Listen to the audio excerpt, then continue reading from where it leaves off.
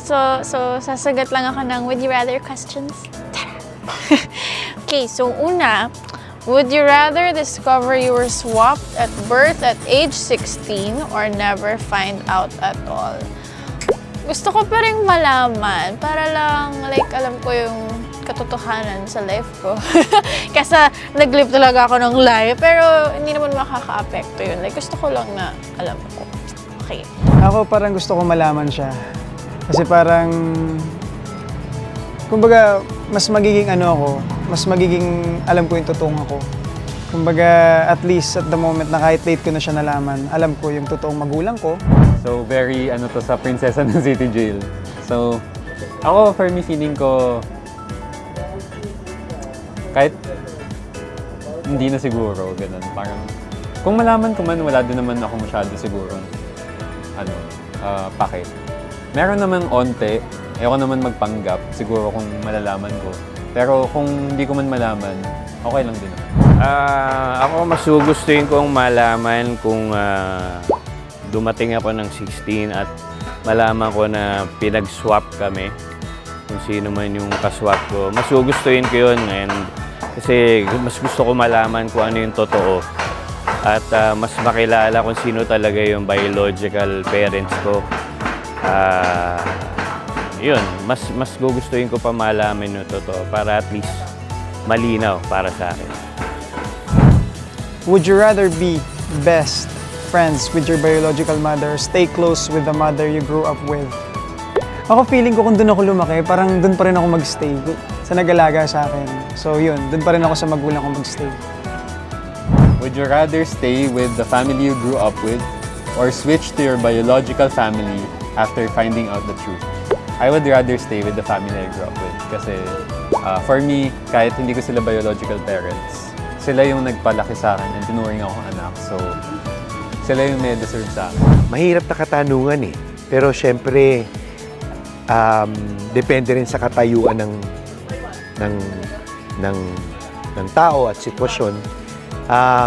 Syempre, nakasanayan mo ng mahalin yung existing na pamilyang nag-alaga sa'yo.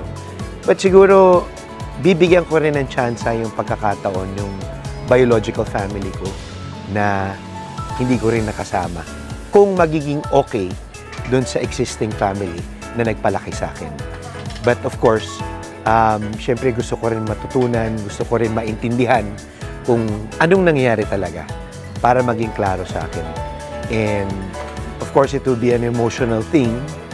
But ang importante is, knowing the truth and wala namang masama kung mangyari yun. It's your choice. Kumbaga, choice mo kung magagalit ka ba, kung tatanggapin mo, kung i-embrace mo yung pagkakataon na nakilala mo sila. So, yun. Papaalam ko muna sa aking existing family and then if they're okay with it, I will still, or I would want to get to know more about my biological family.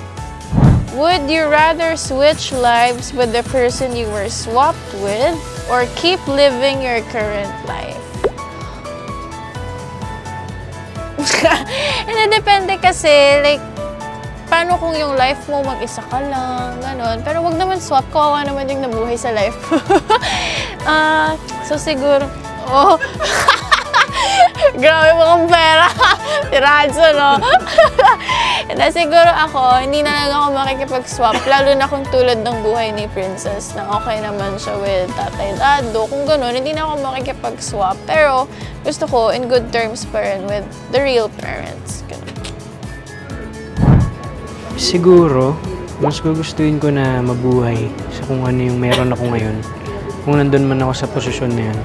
Siguro ang the best lang na magagawa ko at magagawa ng totoong pamilya ko is yung magkaano kami, magkakilanlan, kumaga maging okay kami and ma-feel ko na i-treat nila ako as family talaga nila.